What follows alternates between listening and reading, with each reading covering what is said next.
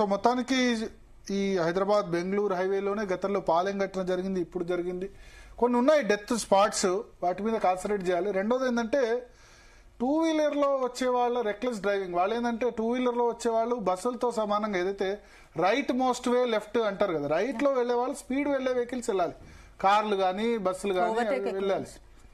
So తక్కువ speed తో వెళ్లే వాళ్ళు రైట్ సైడ్ వెళ్ళదు, రావద్దు కదా ఒకటి. రెండోది ఏంటంటే ఆపోజిట్ డైరెక్షన్ లో వస్తూ ఉంటారు. రాత్రి 100 స్పీడ్ తో బస్సులు కార్లు నడుస్తుంటాయి రాత్రి 9-10 తర్వాత. దానికి ఆపోజిట్ డైరెక్షన్ లో రాంగ్ డైరెక్షన్ లో వచ్చిన తర్వాత ఇది కూడా ఒక లిక్కర్ సంబంధించిన సమస్య. బైక్ వాళ్ళు లిక్కర్ సేవించిన ప్రాబ్లమే కదా, ప్రాణం వాళ్ళదే పోయినా సరే బస్సు అయినా కార్ అయినా వాళ్ళు కూడా తప్పు మోయాల్సిందే కదా. సో చూడాలి. ఫైర్ యాక్సిడెంట్ సంబంధించి ఓవర్ స్పీడింగ్, బట్ స్పీడ్ లేకపోతే బెంగళూరుకు ఉదయం చేరలేము. హైదరాబాద్ నుంచి రాత్రి 9 గంటల తర్వాతే వెళ్ళాలి బస్సులు, అంతకంటే ముందు పర్మిషన్ లేదు. ఉదయం 5-6 గంటల లోపే బెంగళూరు చేరాలి, లేకపోతే పర్మిట్ చేయరు వాళ్ళు 6-7 దాటితే గనక. ఎందుకంటే బస్సులు హెవీ వెహికల్స్ టౌన్ లోకి ఎంటర్ కావడానికి అవకాశం లేదు. సో ఈ ప్రాబ్లమ్స్ ఉన్నాయి.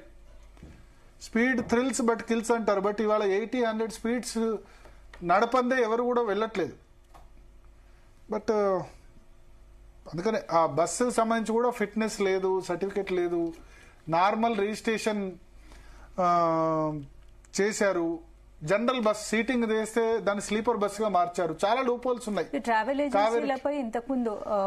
ఇప్పుడు ఇవాళ పొన్నం ప్రభాకర్ ఒక మాట చెప్పారు, ట్రాన్స్పోర్ట్ మినిస్టర్, నాకు కరెక్ట్ అనిపించింది. మేము చెకింగ్ చేస్తేనేమో రోజు చెకింగ్ చేస్తున్నారు, మామూళ్ళ కోసం చెకింగ్ చేస్తున్నారు, ఫిట్నెస్ లేదు, ఆ లేదు, ఇది లేదు అంటారు. చెకింగ్ చేయకపోతేనేమో ట్రాన్స్పోర్ట్ డిపార్ట్మెంట్ ఫెయిల్ అయిందంటారు. ఏం చేయాలి మరి కదా? చెకింగ్ చేస్తేనేమో ఈ బస్సు యాజమాన్యాలు అన్ని పోయి, ఎందుకంటే ఏ రూల్స్ పాటించవు ఇటు ప్రైవేట్ ట్రావెల్స్. అల్టిమేట్గా ఏంటంటే ఇది ఆ తెలంగాణలో లేకపోతే ఆంధ్రప్రదేశ్లో అందరికి కూడా ట్రాన్స్పోర్ట్ అధికారులకు వాళ్ళకి ముడుపులు అందుతాయి. మోస్ట్ కరప్ట్ డిపార్ట్మెంట్స్ లో ట్రాన్స్పోర్ట్ డిపార్ట్మెంట్ కూడా ఒకటి ఉంది. రెవెన్యూ, ఎక్సైజు, ట్రాన్స్పోర్ట్ ఇవన్నీ కూడా ఒక పార్ట్ అయిపోయినాయి. సో వాళ్ళు చెక్ చేస్తేనేమో మనమే అంటాం మాకు వేధిస్తున్నారని చెప్పి. ఈ బస్సు ప్రైవేట్ ట్రావెల్స్ మాఫియా ఒక పెద్ద మాఫియా, అదొకటిగా చిన్న మాఫియా కాదు, చాలా పెద్ద మాఫియా. దాని గురించి చెప్పాలంటే చాలా విషయం. ఏదేమైనా ఇట్లా ప్రజల ప్రాణాలు ఈ విధంగా పోవడం నిర్లక్ష్యంతో అయితే బాధ అయితే ఖచ్చితంగా కలుగుతుంది. యాక్సిడెంట్ అయితే, బైక్ యాక్సిడెంట్ అయితే అప్పటి వరకు ప్రాణాలతో ఉన్నవాళ్ళు, అప్పటి వరకు ఇంకా కొద్దిసేపు అయితే బెంగళూరు చేరుతుంది అనుకున్న వాళ్ళు ఇట్లా జరగడం అయితే బాధాకరం. చూడాలి మరి.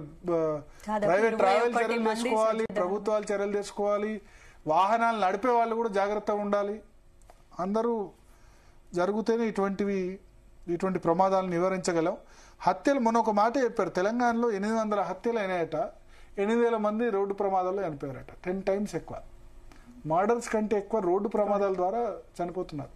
8,000 అంటే తక్కువ మంది. తెలంగాణలో కేవలం 8,000 మంది రోడ్డు ప్రమాదాల ద్వారా చనిపోయారంటే, హత్యల ద్వారా చనిపోయింది 800 మంది అట. సో చూడాలి ఇంకా. Right Bharat, thank you. ఇది ఇవాళ డిఎన్ఏ. మరిన్ని అప్డేట్స్ రేపు డిఎన్ఏలో మళ్ళీ కలుద్దాం. Keep watching C Telugu news.